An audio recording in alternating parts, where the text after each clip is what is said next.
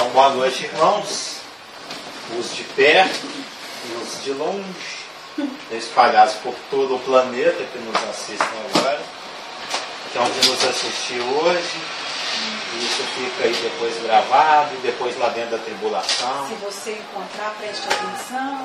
Se você encontrar, preste atenção. Se bobear, acha até um DVD queimado lá dentro do milênio, nesse desenterro aqui ainda. Mas, então, penso nisso. Hoje é dia... Por isso que eu anoto tudo. Hoje é dia 13, né? Até meia-noite. Quinta-feira 13. Quinta-feira 13. Quinta-feira 13 de março de 2014. Nós estamos estudando, como já bem disse o pastor geral, está desligado já aqui o ring-ring, né? O telefone. Como já bem nos lembrou o pastor geral, estamos estudando a doutrina do milênio. Uma doutrina que fala daquele período no qual Deus reinará na terra, através do seu Filho Jesus Cristo, o Ramachia Ben Davi, tão aguardado há milhares de anos pela nação de Israel. E tudo que diz respeito a esse período, doutrina essa que está espalhada pelos mais diversos livros da Bíblia, inclusive principalmente pelos livros proféticos, e mais especialmente ainda pelo livro de Isaías, que é o profeta messiânico por excelência, nós temos visto que vai ser um período que será caracterizado, né? Nele vai predominar a justiça, a paz, a alegria, a prosperidade, a produtividade, a excelência espiritual. E depois de termos visto o aspecto justiça, que na realidade Agora é alegria, né? Não, agora me passa. Depois de termos visto a característica milenária justiça, que na realidade é a característica que resume esse período, pode-se dizer, é a que mais se revela, que mais se destaca, temos visto também que a paz é a consequência imediata da justiça. Nós vimos em Isaías 32 que o efeito da justiça será a paz. Está lá em Isaías 32, 17. A consequência, o efeito da justiça será a paz. E a operação da justiça, repouso e segurança para sempre. E na semana passada nós começamos a ver esse segundo aspecto, essa segunda característica, essa segunda nota, né? Esse segundo aspecto do caráter desse período que Cristo vai implantar na terra, quer queira, quer não, né? Ele vai esmagar as nações representadas pelos 10 chifres da cabeça do animal que sai do mar, pelos 10 dedos do pé da estátua de Daniel, esmagá-los-á qual pedra que é arrancada sem o auxílio de mãos, vai destruir a besta seus exércitos e vai reger com vara de ferro, porque Deus tem que demonstrar sua soberania, ele tem que vindicar sua autoridade contestada pelo querubim presunçoso. E a paz, nós vimos, houve quase que uma discussão no bom sentido, um debate, né? Foi uma tergiversação muito acalourada aqui na semana passada a respeito da noção que o mundo tem de paz. Rafael até citou os condomínios que têm que se armar para garantir a paz, né? Você vê, você precisa de arma para garantir a paz, né? Você precisa quase que agredir para não ser agredido, porque a paz, segundo o conceito greco-romano, o conceito helênico, que é o conceito que impera no mundo hoje, né? É o conceito da paz eirene, aquela paz volátil, porque a eirene era uma das 12 horas que guardavam o equilíbrio natural, né? As estações do ano, as chuvas, a primavera, o verão, a guerra e a paz. E com o advento do Império Romano, muito mais truculento do que qualquer outro império que existira, né?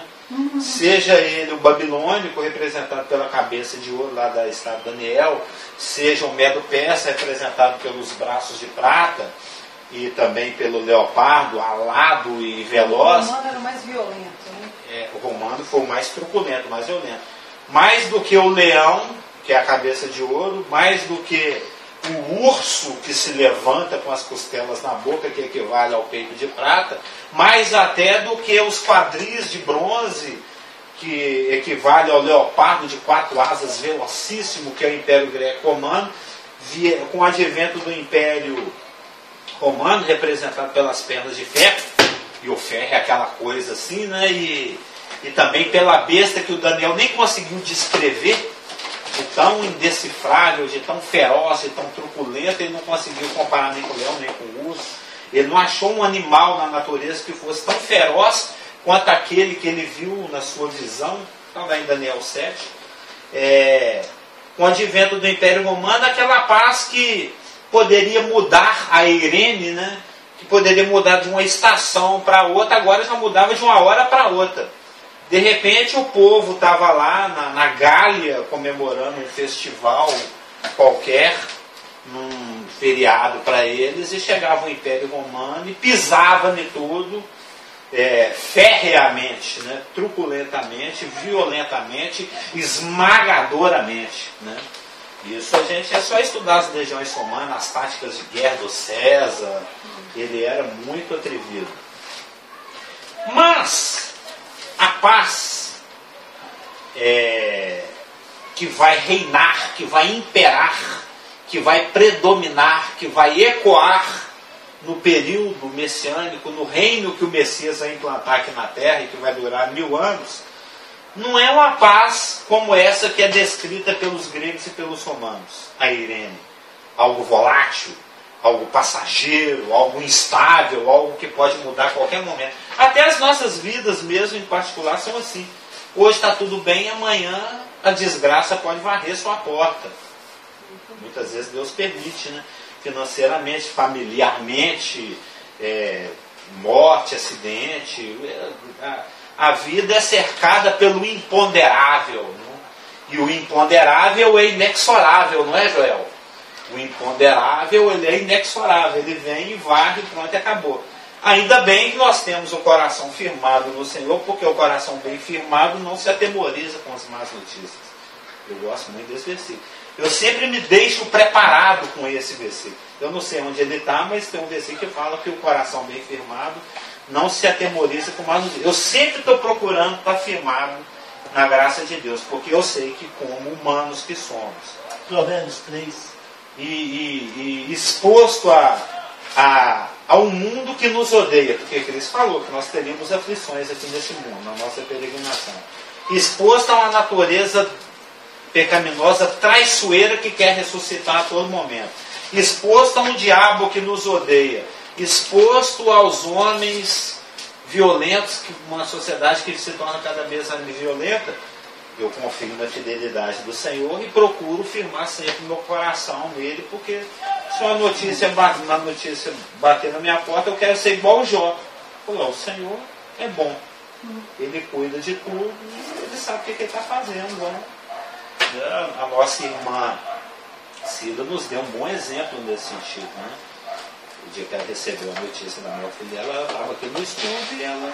É lógico, tem a comoção, tem a emoção, tem o sentimento, mas ela não perdeu a fé, ela continuou louvando, continuou participando da igreja e está firme entre nós até hoje. E a gente sabe, conhecemos exemplos, eu não vou citar porque é até inadequado, de pessoas que quando isso aconteceu no nosso antigamente, chega uma notícia ruim, uma morte na família, a pessoa chuta a fé, chuta a igreja, chuta tudo. Você conhece casos assim, para ver. Então é bom a gente estar com o nosso coração achalonzado, porque a paz que o Senhor dá, e ele é o Yahweh Shalom, o Jeová Shalom, o Javé Shalom. Nós vamos ver isso lá em Juízes 6:24. Você sabe, o Senhor tem muitos títulos compostos. Ele é o Jeová Nissi, ele é o Jeová Olam, ele é Jeová Rafael. É o Senhor que cura, o nome dele é cura. É Rafael. A cura de Deus, né? Aquele a quem Deus cura ou curar por Deus. E a paz, Shalom, a paz bíblica, a paz que vem da literatura judaica, da cultura judaica, do mundo judaico, das escrituras judaicas, tem um significado muito mais profundo, como veremos, do que essa paz volátil, passageira, transitória que nós conhecemos no nosso contexto cultural, que é a eirene. Shalom, né, deriva de um radical que, conforme sua maneira de ser empregado, conforme o contexto, pode ter algumas variações na sua tradução, mas não perde o fundo etimológico, não perde o sentido, né?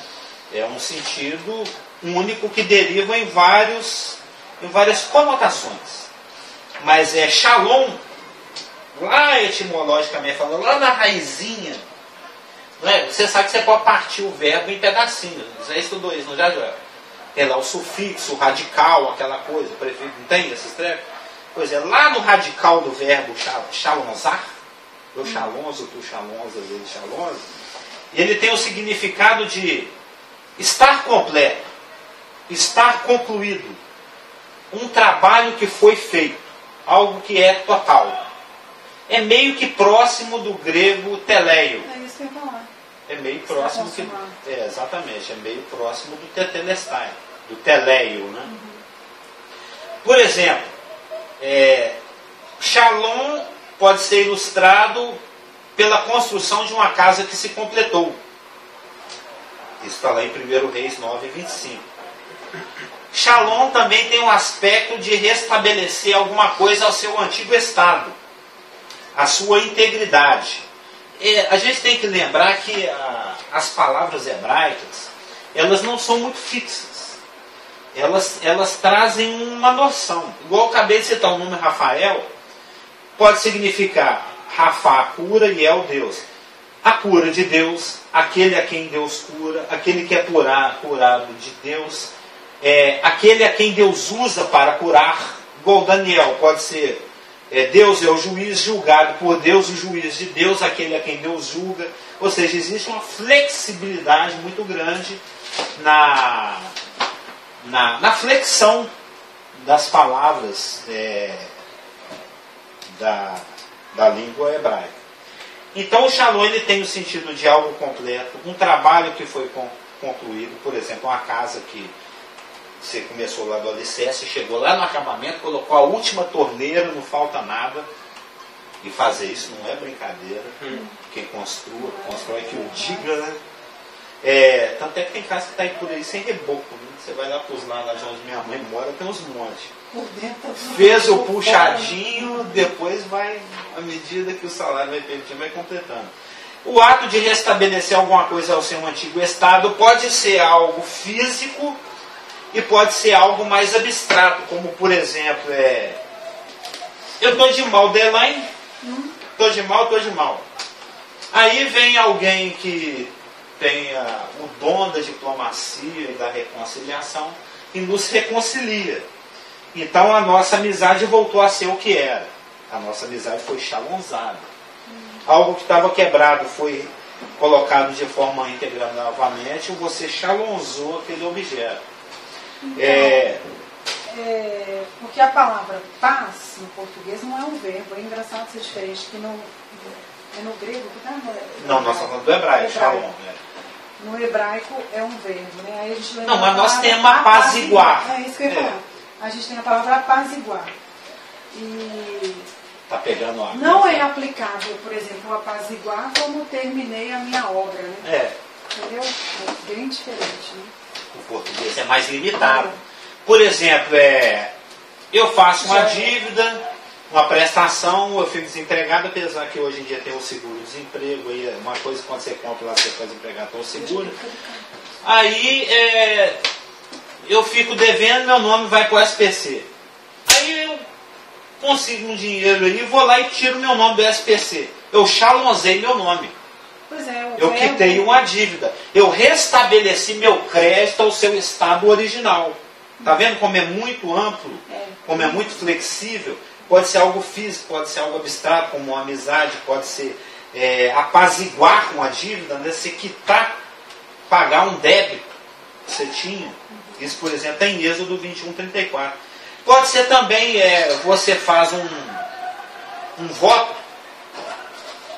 Jacó fez um voto. Eu estou indo embora aqui com a roupa do corpo. Estou fugindo do meu irmão. Não tem travesseiro, estou dormindo aqui com a cabeça numa pedra. Aí ele teve aquela visão da escada lá em Betel. Bet, casa é o Deus, né? A casa é o lugar onde Deus mora. Ele está ali, aqui, Deus está aqui em Betel. Eu falo, se Deus me abençoar e eu voltar com o bolso cheio, eu vou dar o dízimo de tudo que ele me der. Ele fez um voto. O Jefté fez um voto. Ele fez esse voto? Fez esse voto. O Jefté fez um voto burro, impensado. Ele prometeu sacrificar a primeira pessoa que viesse excepcional depois que ele viesse da guerra, se ele viesse vitorioso. E a filha dele veio balançando o tamborim lá e morreu.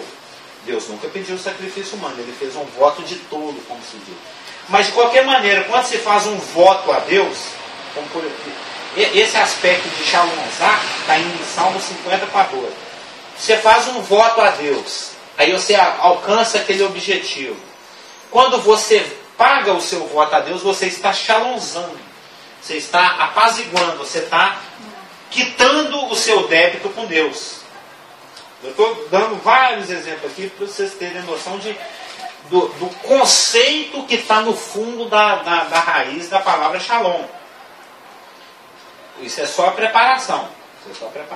Então, shalom, a palavra shalom tem esse monte de aspecto, de conotações no seu radical, na sua etimologia, no seu conceito mais primeiro, mais primário. Resumindo, shalom é uma palavra que contém a ideia de perfeição e completude. É bem próximo do nosso teleio no grego. A sua inteireza, né, o número 7. Shalom expressa uma situação em que tudo está completo, tudo está tranquilo. Eu não estou de mal de ninguém, os meus votos a Deus estão cumpridos, a minha casa não está faltando nada, eu completei até o rufo, a torneira, não estou devendo nada no banco nem no comércio, ou seja, está tudo completo, está tudo beleza, não tem pendência nenhuma. Não tem nada que tira a minha quietude. Você está entendendo? O meu coração está bem tranquilo. O negócio da dívida é interessante, né? Não estou devendo nada para ninguém, posso dormir, né? Tipo assim, né? Situações familiares conflituosas, situações não apaziguadas, dívidas, são coisas que nos tiram a paz. Se você não está no espírito. Eu estou explicando isso tudo para você entender agora, quando um judeu fala shalom para o outro, você entende. Ver a profundidade da coisa. Por isso que eu falei lá no início. E tem esse outro shalom lado. tem um profundo significado. Pois é, tem esse outro lado que você falou. Às vezes a pessoa está cheia de problema, mas como está em Salmo 3, ele confia no Senhor, e Salmo 3 fala o seguinte, olha lá que bonitinho. Eu falei sobre esse versículo ontem na pregação. Mesmo com tantas coisas atrás dele, com todos os tantos problemas, falou o seguinte, ó. Porém, tu, Senhor, és o meu escudo, és a minha glória e o que exaltas a minha cabeça. Com a minha voz clamo ao Senhor, e Ele do seu santo monte me responde.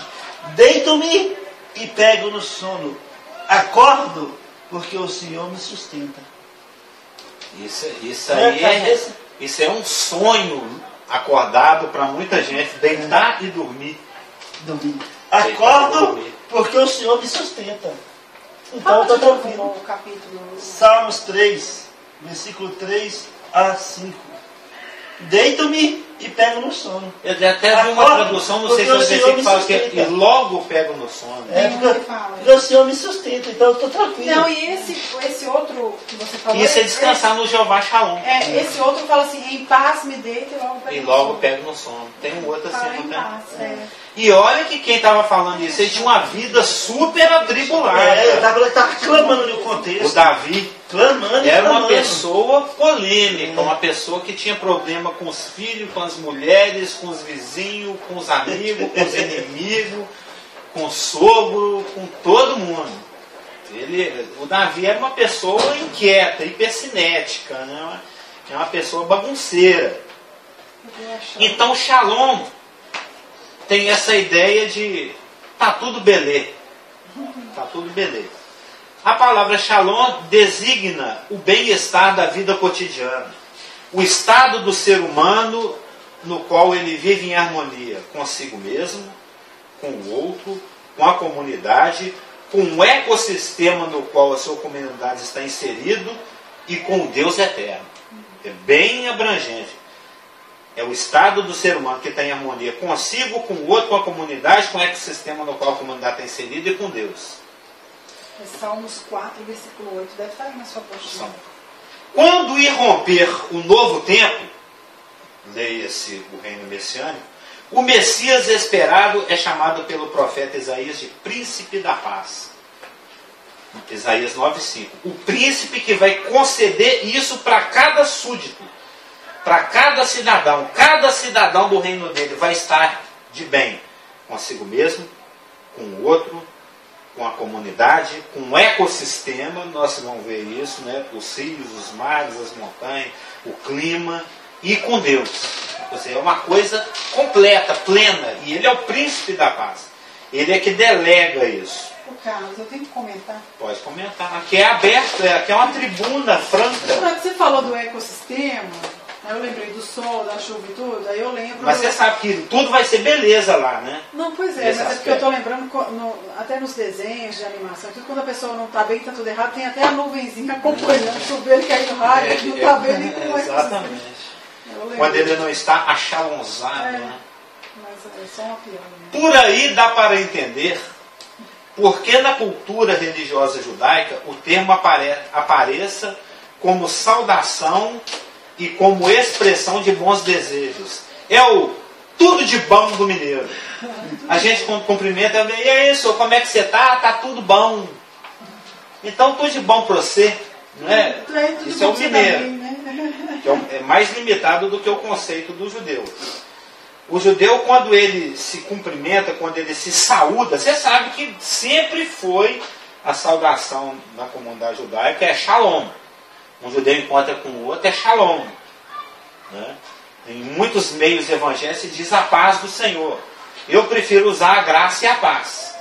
Porque eu sou filho da Ana, que é a graça, e filho do Noé, que é a paz. Eu sou filho da graça e da paz. E Paulo sempre comentava com a graça e paz. Mas mais por causa disso. Não porque eu sou filho da Ana, a graça e do Noé, paz, repouso, mas porque era a saudação comum do cristão primitivo, do primeiro século, que era a saudação que Paulo usava. Que é a saudação que resume toda a consequência da obra consumada, graça e paz.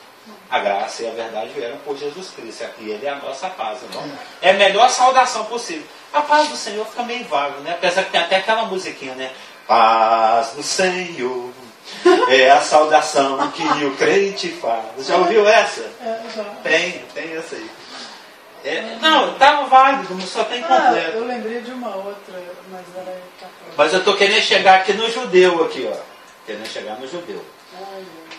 O judeu, quando eles se saúdam, né, com o termo shalom, ele tá, quando um judeu fala para o outro assim, shalom, shalom aleichem, aleichem shalom, ele está falando, a paz seja contigo, né, o que ele está fazendo expressando eu desejo que tudo na sua vida esteja completo, sem dívidas, sem pendências, como diz o Ivan Lins, no seu lugar. É o Ivan Lins ou é o Benedito de Paulo que fala que tudo está no seu lugar, graças a Deus? Ai, ai. Que a sua situação esteja tal que você descanse, fique tranquilo e em paz. Que você esteja num bom estado de espírito. Que você esteja em completo bem-estar. E é isso tudo que significa quando um judeu fala para o outro. Shalom. Tudo beleza. Deuteronômio 28, na parte das bênçãos, total para você.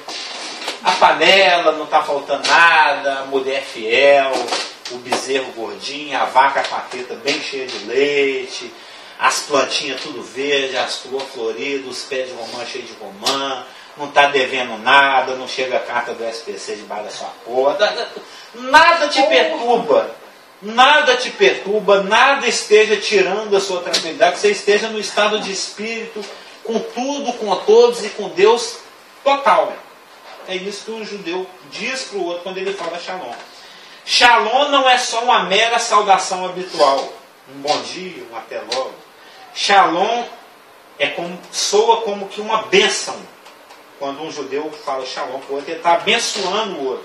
Ele está falando, tudo esteja completo, perfeito e bem na sua vida. É isso que eu te desejo. Não de hipocrisia, de coração. Algo tão maravilhoso que só pode vir diretamente do poder de Deus. Uma situação que Deus te permita. O israelita mesmo reconhecia isso ao entoar em salmos. Yahweh dá força ao seu povo, Yahweh abençoa o seu povo com paz. Salmo 29, 11. De fato, o Deus da Bíblia é concebido como Deus da paz.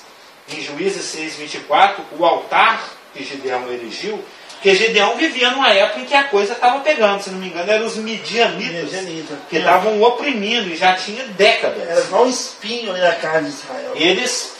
O rapaz ia lá, plantava o milho, o midianita falando, deixa que é trouxa plantar o milho. Plantar. Aí o midianita ficava lá do muro olhando. Deixa esse judeu trouxa plantar esse milho, regar, cuidar, pôr espantalho para afastar os corvos, tirar os bichinhos, cuidar das pragas, jogar o DDT, colher, armazenar, colocar no pilão, socar quando a farinha e o fubá estiver prontinho, eu vou lá e falei, aí, entrega aí, perdeu. Eles saqueavam só na hora pior possível. E aí o cara que trabalhou, ficou meses em função da produção agrícola dele, ficava com a família passando fome, porque o medianita era mais poderoso em termos bélicos e por burrice mesmo do povo de Israel. O livro de Juízes é aquele ciclo, né? Pecado, aí Deus permitiu uma opressão, uma perseguição, o inimigo se levantava, aí Israel sentiu o pé, ai, doendo, cadê meu shalom? Clamava, Deus levantava um homem, dava o livramento, aí aquela geração vivia shalomzada, morria, aí vinha uma outra geração sem noção. Praticava idolatria, pecava, né? Deus ensinando Israel. Vocês têm que depender de mim. Eu sou o Jeová Shalom. Não é esse boneco aí que vocês estão querendo, não. Tudo por causa de idolatria. Sempre põe isso na cabeça. O que quebra o pacto sinaítico é a idolatria. Que a primeira cláusula do contrato sinaítico é: eu sou o seu Deus. Você não vai ter outro, não. Eu sou seu mesmo. Ter outro é como ter um amante. Então, esse ciclo está na história de Israel ao longo dos milênios. E o Gideão, ele deu o nome para o altar que ele erigiu, de Jeová é a minha paz, Jeová Shalom, porque esse era o anseio dele. Eu quero de volta a paz, eu quero minha comunidade, minha família, nós com Deus em paz de novo. E o pai dele era idólatra. Sim. O próprio pai de Gideão era idólatra. O problema de Israel cíclico sempre foi esse. E o Gideão depois pegou o gado lá que ficava fazendo parte da idolatria lá do pai dele e sacrificou tudo. Tem que fazer, tem que quebrar a corrente. E eles, na história de Israel, nunca teve nenhum momento que eles deixassem a idolatria de lado, assim, que eles vivessem por conta própria, meu braço é forte o suficiente. Eles sempre tinham alguma coisa para adorar. Não, teve épocas, por exemplo, no reino de Salomão, no próprio reinado de Davi. O reinado de Salomão começou bem, terminou mal. Mal, mas... Não, eu não estou falando de temor a Deus, não. Estou falando assim, de indiferença com Deus e também sem idolatria. Não, mas porque na cultura dos povos antigos, o povo não podia ficar sem uma fé. E como o casamento... Como é que chama? A nossa aqui chama o que? Ser um padroeiro. Tá. Toda nação tinha que ter um ou mais de um padroeiro. Não tinha um momento assim de indiferença. Não tem uma aí que é a padroeira do Brasil? Pois é, mas é porque assim, a gente vê hoje nos dias... Até hoje tem. Nos dias modernos, pessoas que vivem totalmente alheio, né? Não, como indivíduo poderia ser que tinha, mas nacionalmente, toda a nação nunca deixou, nunca se expôs a ponto de ficar sem uma divindade. E especificamente sobre Israel, o Pentateuco, a Torá hebraica, tem muita ênfase sobre as gerações futuras que deveriam ser ensinadas desde crianças. As festas hebraicas eram momentos onde os pais ensinavam para os filhos. Gente, aqui é a Páscoa, o que aconteceu? Deus nos tirou da terra. Então eles sabiam que... então eles tinham esse conceito do Deus de Israel. O único Deus. Era uma obrigação das mitzvot, era ensinar o filho. E como o Carlos falou, as nações achavam Israel pobre, porque elas tinham centenas de deuses e Israel só tinha um Deus. Tadinho, não dá conta de tudo. Né? Eu já, infelizmente, uma vez conversando com meu irmão, agora ele já está apanhando muito, ele já está beirando a conversão. Você já não converteu. Mas uns 30 anos atrás, eu fui falar, ô Beto, busca Deus, coloca a sua, né, em vez de colocar a sua devoção aí, coloca lá em Deus, fala com Ele, ora para Ele. Né, Deus já está muito ocupado, Ele já tem que ouvir rezas de muita gente, Ele não vai conseguir me ouvir. Ou seja, não sei nem por que eu falei isso, que alguém falou. Um único Deus. Os outros nações tinham isso. Vocês estão sobrecarregando um Deus só, não pode não, senhor, não aguenta. Tem que dividir. Tem que ter um para cada ministério. Deus da chuva, do sol, o Deus da lua, o Deus do casamento. Tem uma certa religião aí que diz que adora um Deus só, mas ele tem vários secretários, né? Cada um, o casamenteiro das causas impossíveis. Eu tive uma amiga que falou isso pra mim, assim, logo quando eu converti, eu ainda estava no... Não sobrecarrega Deus, não? No ensino, eu estava no ensino médio, estava no 2º ano. Foi nessa época que eu conversei com ela, eu tinha meses que eu tinha conhecido Jesus, e eu falei pra ela, e queria de todo jeito que ela entendesse, ela era muito minha amiga no colégio. Aí eu fui explicar para ela sobre o mediador Jesus Cristo, tinha acabado de aprender, então eu estava ensinando. E ela falou, não, mas você não pode pensar assim, porque eu não creio. Aí eu expliquei para ela de uma maneira tão assim, que não tinha lógica uma pessoa que viveu entre nós e morreu e ter algum tipo de poder a não ser Deus, que ela falou, não, mas eu não creio que tem poder, vai fazer não, mas eu creio que a gente fala para eles e eles vão lá e intercedem a Deus por nós. Então, realmente, crer assim. É um engano, né? Enquanto a palavra de Deus só existe um caminho, uma verdade, um único jeito, uma única vida, um único meio de chegar a Deus, Jesus Cristo. Fora desse, não há outro jeito. Não tem um atalho, como eu falei domingo, sobre atalho, né? Um dos conselhos. Eu não buscar um atalho aqui na minha vida, que me resolver um problema aí. Quem duvida disso que leia a Bíblia, porque isso é claríssimo na Bíblia, né? A questão da unicidade de Jesus Cristo, quanto ele é único. Então, resumindo, Shalom é uma saudação impregnada de bênção escatológica, uma vez que contempla um dos mais profundos desejos da natureza humana, uma vida com dignidade e bem-estar pela vontade de Deus. Um anseio universal, até dos mais brutos. Achei legal colocar assim. Até dos mais brutos. Porque os brutos também amam. E querem paz. Então, já temos visto através de Isaías 32 que a paz de Deus, ela está de conformidade com a sua justiça. Lembra lá do Isaías 32? O efeito da justiça será a paz. Salmo 72, de 1 a 4 e 7, diz: concede ao rei, ó Deus, os teus juízos, julgue ele com justiça o teu povo, e os teus aflitos com equidade. Os governos trarão paz ao povo, também os magistrados a trarão com justiça. Julgue ele os aflitos do povo, salve os filhos dos necessitados e esmague o opressor. Floresça no seu... Isso é messiânico. floresça nos seus dias o justo e haja abundância de paz até que cesse de haver a lua. Em Isaías 9,7 do aumento deste principado e da paz não haverá fim sobre o trono de Davi e no seu reino, para o firmar e os fortificar com juízo e com justiça, desde agora e para sempre. Observe que nas passagens que fala justiça, sempre a paz está ali associada. O principado é a paz sem fim, porque ele vai julgar com justiça.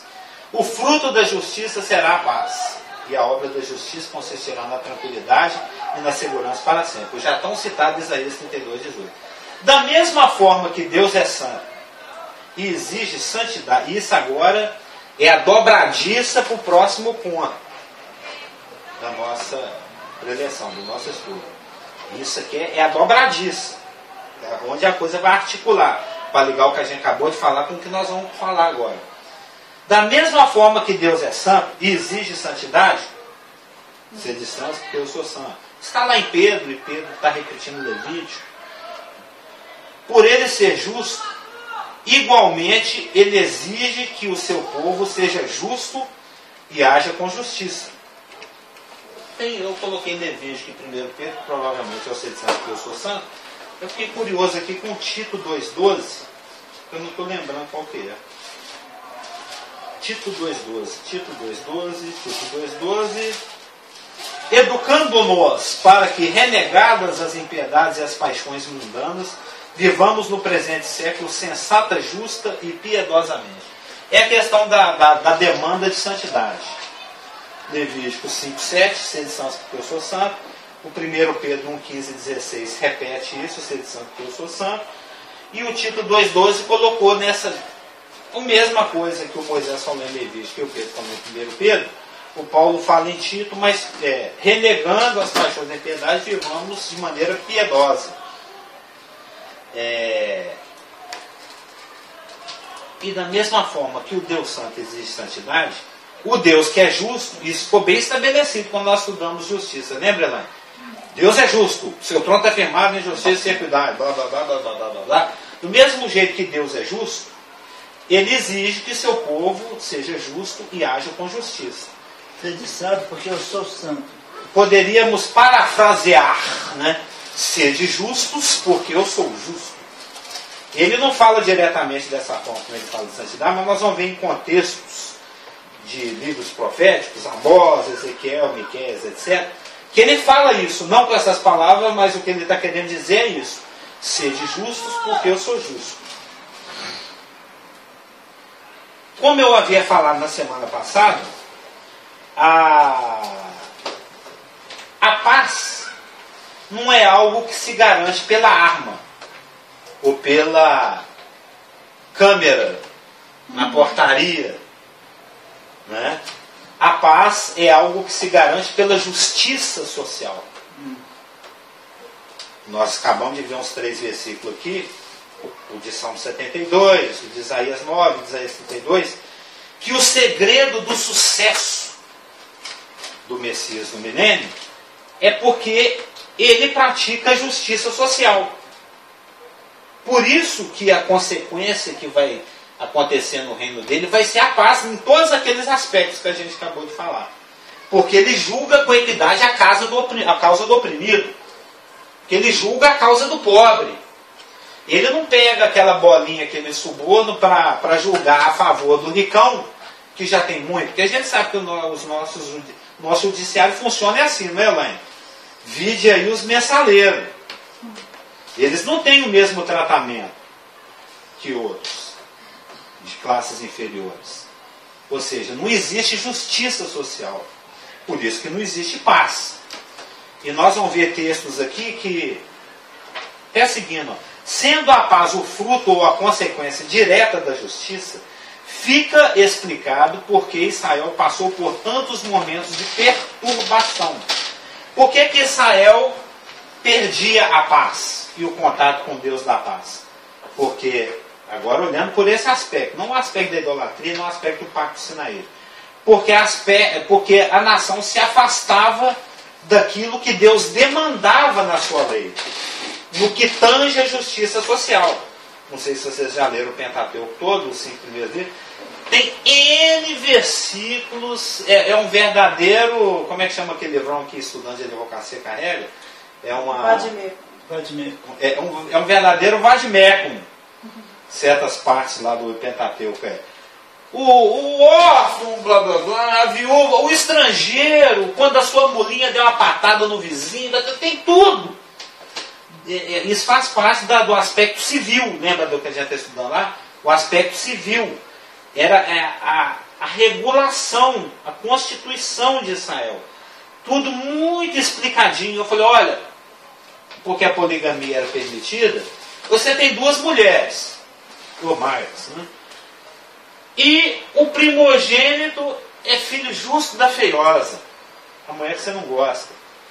Aí nasce lá o filho da mulher que você gosta mais.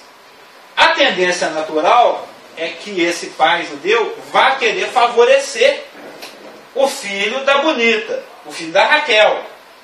Ele vai querer dar os direitos de porção dobrada, privilégios. Ele vai querer dar os privilégios primogenitais para o filho da favorita, em detrimento daquele que, pela lei mosaica, realmente tem o direito, que é o filho da feiosa, o filho da mulher de olho embaçado, a Lia. E isso aconteceu muito, né? Se acontecia, estavam transgredindo a Torá, porque, sabendo Deus como é o coração humano, e lembra que nós lemos um versículo que Deus falou, conversou entre si e falou, eu vou esconder de Abraão o que eu vou fazer, sendo que eu escolhi ele e a sua descendência para serem exercitados na justiça. Então Deus estava treinando Israel para ser uma nação justa, que praticava justiça social.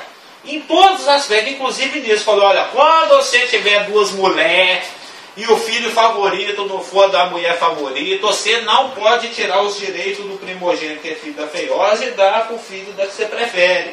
Tem isso na Torá, tem versículos que falam disso. Ou seja, Deus regulava a vida do judeu individualmente, socialmente, nacionalmente, em todos os aspectos, e exigia que Israel andasse nisso, porque está lá, tudo que o Senhor disser faremos. E existiam aspectos até para comida que caía no chão, para tudo. É só ler a Torá lá, os 613 mandamentos. Então Deus esperava que a nação de Israel vivesse na prática da justiça.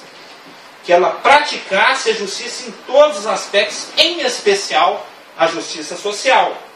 Não favorecer o pobre em detrimento do poderoso, que é uma tendência natural. Existe a prática do tráfico de influência, existe a troca de favores, existe o suborno. Chegava a um ponto, nós vamos ver aqui, que Deus abominava o fato de, por exemplo, quando eu trabalhava na praia, lá em Natal, eu era peregrino e forasteiro interessante, infelizmente, né, eu praticava o 3 pesos e 3 medidas, porque tinha o preço para o potiguar, que era pobre, e tinha o preço para o brasiliense, que é um pouco mais abastado, eu tinha o preço para o mineiro, o preço para o carioca, e para o gringo era um pressão, porque o gringo tem euro no bolso. E Deus falava, eu tenho ódio disso, eu abomino aquele que carrega 2 pesos na bolsa. Aí chega o rapaz, esse cara tem dinheiro, eu vou pegar aquele peso que está escrito 1 quilo, mas que só pesa 800 gramas. Nós vamos ver isso. Tá? Logo aqui para frente. Ou seja, até no comércio, as práticas comerciais são reguladas pela Torá, pelo Pentateuco. É um código. Né? É um código, é um vademecum, é um código a parte civil. Da parte espiritual também, né? Que a feitiçaria, a necromancia...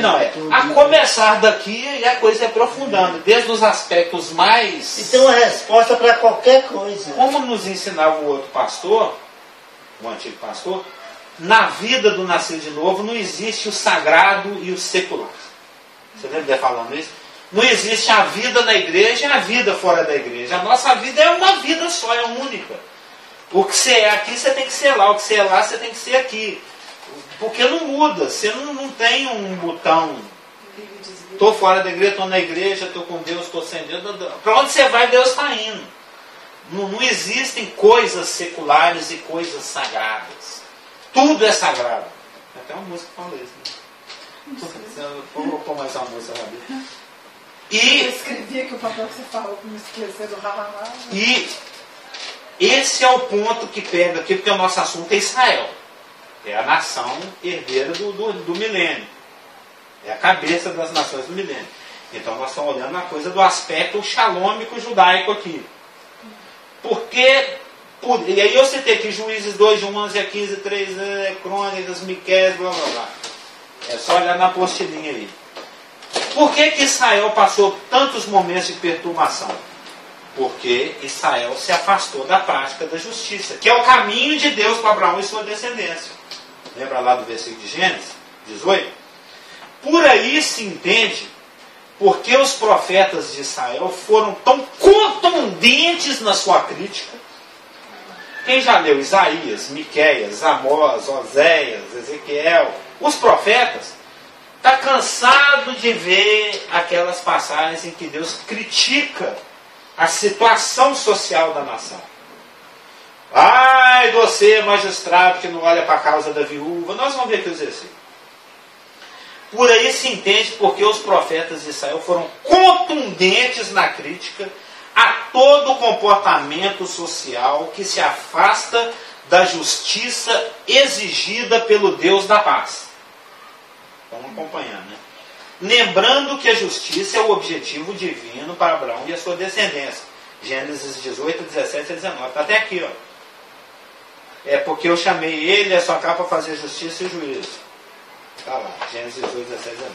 Na literatura profética, Isaías, Jeremias, Ezequiel, Daniel, Osé, João, Amós, Badias, João, Miqueias, os profetas, na literatura profética, bem como em toda literatura religiosa judaica, a prática da justiça social é, sem dúvida, uma das prioridades entre as exigências do Deus de Israel, o Deus da paz, para com a nação de Israel. Amós, que foi o primeiro profeta, você sabe que dos livros escritos, Amós é o primeiro, né? É o livro mais antigo. Isaías é o primeiro lá na nossa organização. Mas o primeiro livro profético a ser escrito foi Amós, no ano 760 a 750 a.C. Ele profetizava para o reino do norte, o reino do Jeroboão, o reino faccioso, o reino que se afastou, né, as 10 tribos lá. O pastor até citou ele na pregação recentemente. É 1 Reis 13, domingo passado. Amós, o primeiro profeta que temos conhecimento por meio da escrita e que atuou por volta de 760 a 750 em Israel, no norte, foi porta-voz, eu gosto dessa expressão, da cólera divina, por quem despreza o direito e escarnece, eu até coloquei errado, escarneia, correção, escarnece da prática da justiça. Eu acho que ali parou. Não, está gravado. Da prática da justiça. Por isso o profeta denuncia a hipocrisia de um culto ao Deus da paz, ao Yahvé Shalom, hipócrita. Por quê? Ele chega lá na sinagoga ou no templo, Revendo Shalom, nós estamos anunciando a paz. E chega lá no dia a dia dele, Jacó está vendendo aqui um produto bom, passalim, quer ver? Tem 1 quilo, vou pôr meu peso em 1 quilo aqui, o peso dele tem 750 gramas. Aí chega, já que o outro é turco, é estrangeiro, aí chega aí o rapaz pobre lá para ter a causa dele julgada, fala, volta amanhã, eu não vou julgar a sua causa hoje não, você não tem nada para me pagar por fora aqui para passar a sua causa na frente. Passar seu processo na frente da vida. Então, Amós, ele foi contundente na crítica, porque isso para Deus, através do Amós, ele fala, esse culto seu é hipócrita. Por quê? No templo é uma coisa, na hora do sagrado. Na hora do... A outra palavra que eu usei em contraste com o sagrado, qual foi? Secular. O secular, eu usar profano não está muito bom. Na hora do secular, do dia a dia, você faz práticas que estão fora da conformidade que a lei exige. Vamos ao texto. Amós, 5, versos 7 e 21 a 24. Como diz o pastor, ai, ai, ai, ai, ai dos que transformam o direito em veneno e atiram a justiça por terra. Isso é Deus falando. Eu detesto e desprezo as festas de vocês. Tenho horror das suas reuniões litúrgicas. Longe de mim o barulho dos seus cânticos. Nem quero ouvir a música das suas liras. Eu quero, olha só que linguagem linda. Eu quero isso sim, é ver brotar o direito como a água e correr a justiça como um riacho que nunca seca. Você acha que cantar lá no culto é bonito? Você acha que batucar a lira é legal? Você acha que sacrificar o bezerro é bom? Eu não estou fedendo, não estou aguentando mais. Eu quero ver lá no dia a dia, na hora do pega para capar, na hora do peso na balança, na hora da justiça mesmo, na hora que o cara lá está precisando, um necessitado, dar do seu lado lá, o próximo, lá o samaritano ferido na estrada. Foi a crítica que Cristo fez. Tanto é que ele usou a figura do fariseu e a figura do sacerdote, que são pessoas que tinham um compromisso com a prática da assistência social, mais do que o povo.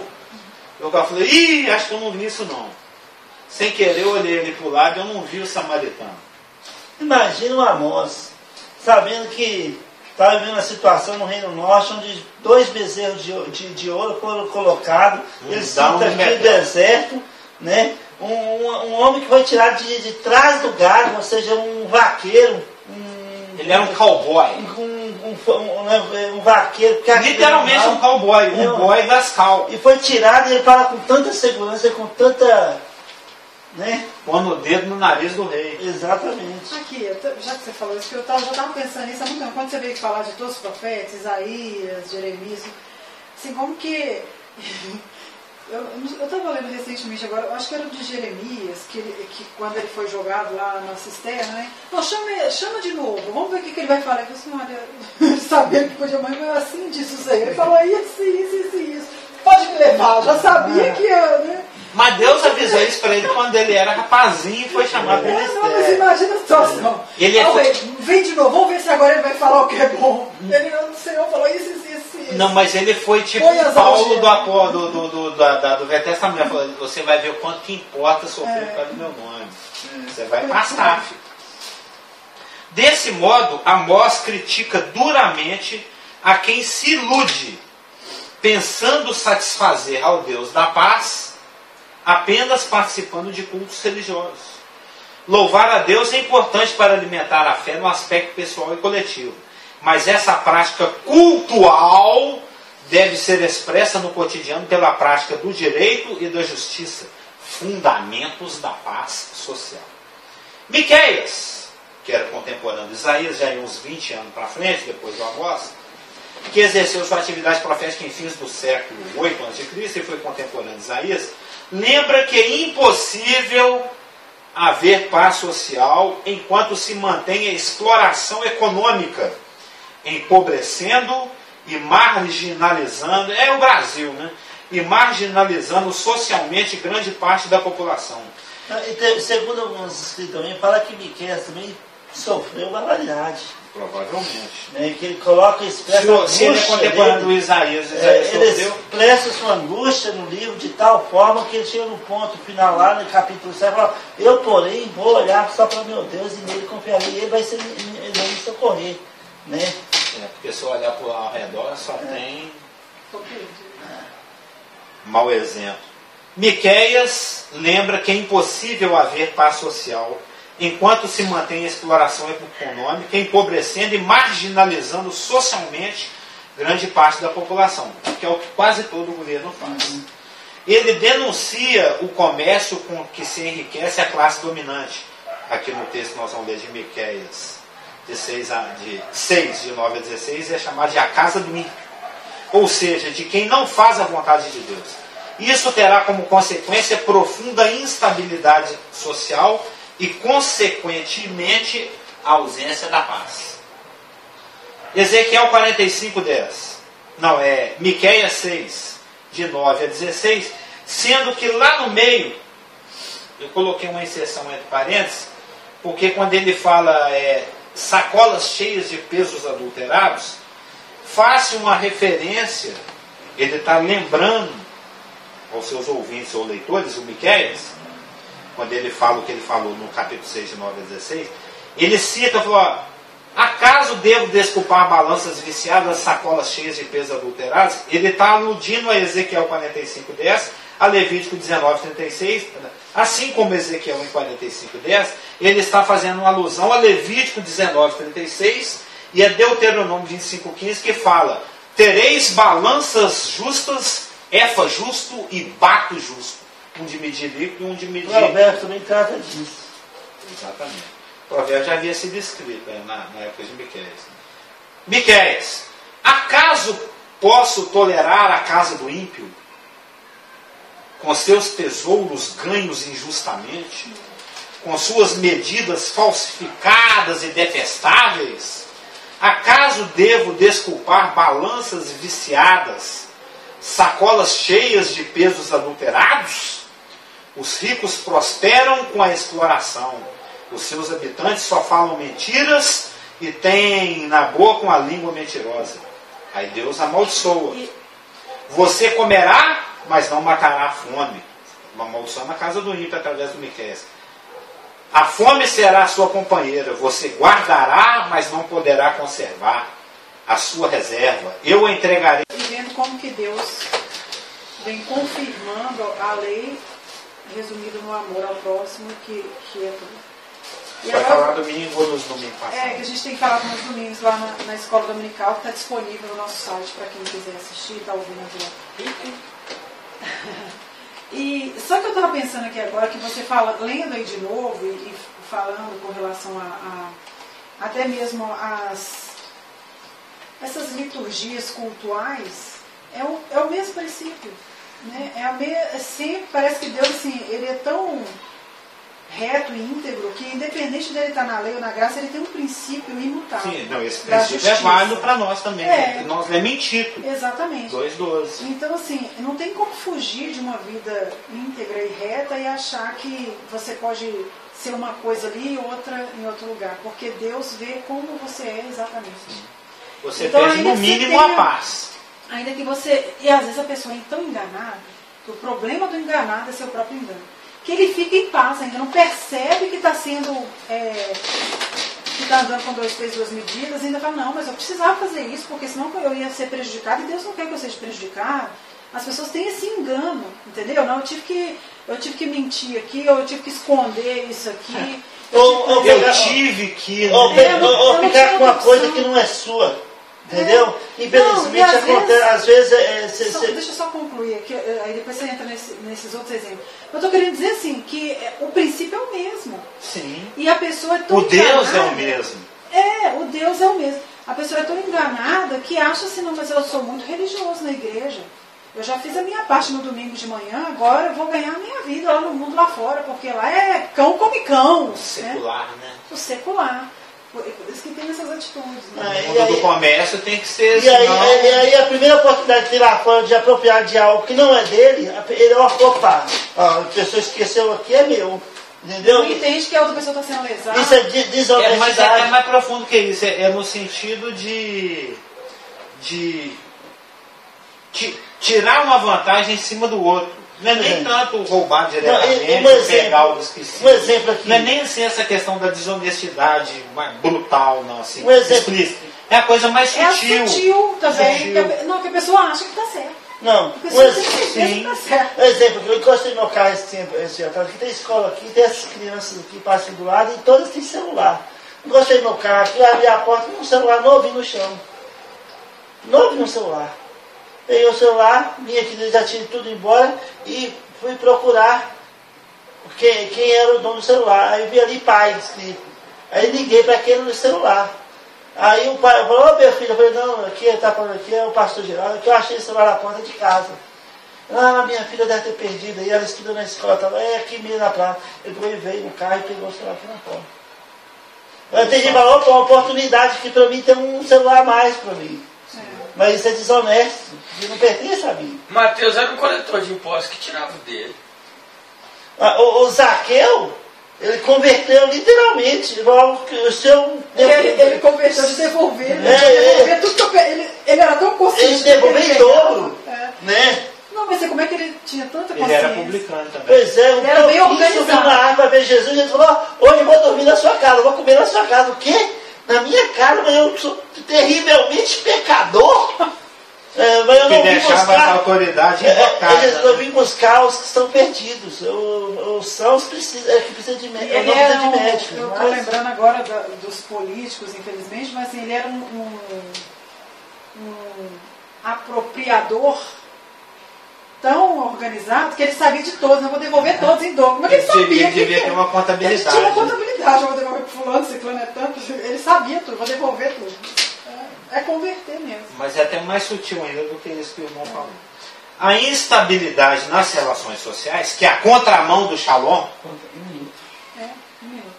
É só terminar esse trecho, que na semana que vem a gente vai nos versículos que dizem respeito ao menino. Esse trecho, aqui, esse trecho.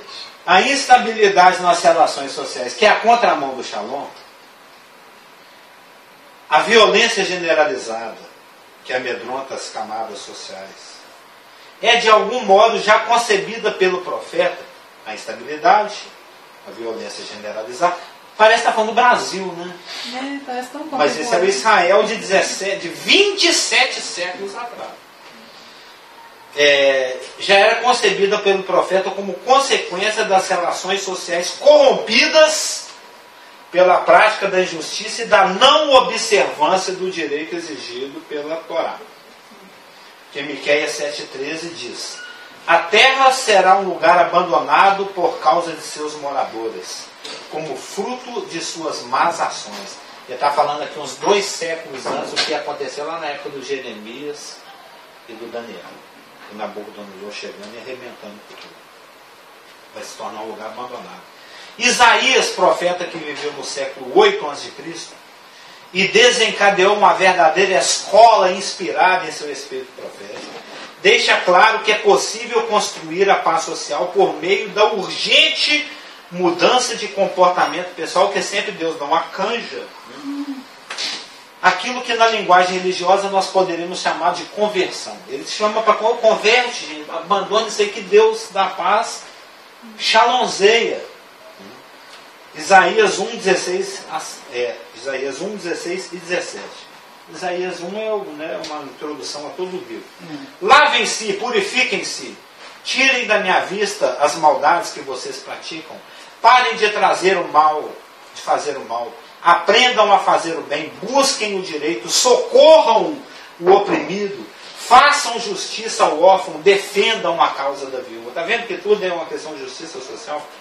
Cabe ao ser humano, no seu livre-arbítrio, seguir ou não ao projeto do Deus na paz. Mas daí, nesses 2 versículos aí que você citou, Carlos, que está dentro do contexto do PUS. O 18 e 19 fala ainda que seus pecados sejam como carmesim, se tornarão branco como a neve. Se quiseres, comereis o melhor da terra. Está chamando para conversão. Está disponível, né?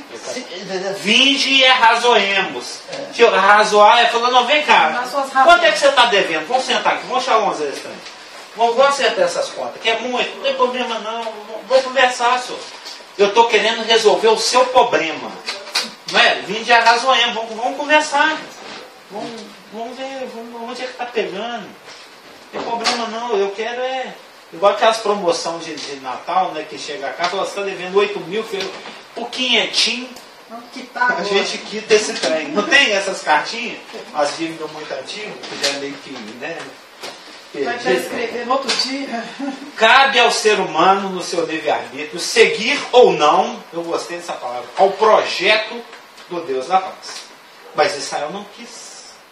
Apesar dos veementes apelos dos profetas, do Amós, do Isaías, daquela galera toda, que ecoaram ao longo de séculos seguidos, Israel não quis. E, pela quebra do pacto, agora se encontra disperso pelo planeta. Até aquele dia em que seu Messias, Jesus Cristo, há de convertê-los e introduzi-los em uma era em que todas essas... Eu gostei, às vezes eu faço uns discursos assim, os discursos que eu acho que eu elaboro melhor, não sei assim, são os finais, os conclusivos. É uma coisa de político até, né? Resenha. De político. E pela quebra do pacto, eles agora estão dispersos pelo planeta, porque eles não querem. Alegações finais. Até aquele dia em que seu Messias, Jesus Cristo, há de convertê-los e introduzi-los em uma era em que todas essas pequenas questões sociais serão respeitadas, mas que em seu somatório produzirão uma paz maior, que abrangerá não somente a Israel, mas todas as nações. Isaías 52, 7. Como belos sobre os montes são os pés do mensageiro que anuncia a paz, que traz a boa nova, que apregou a vitória e que diz a Sião: já reina o teu Deus.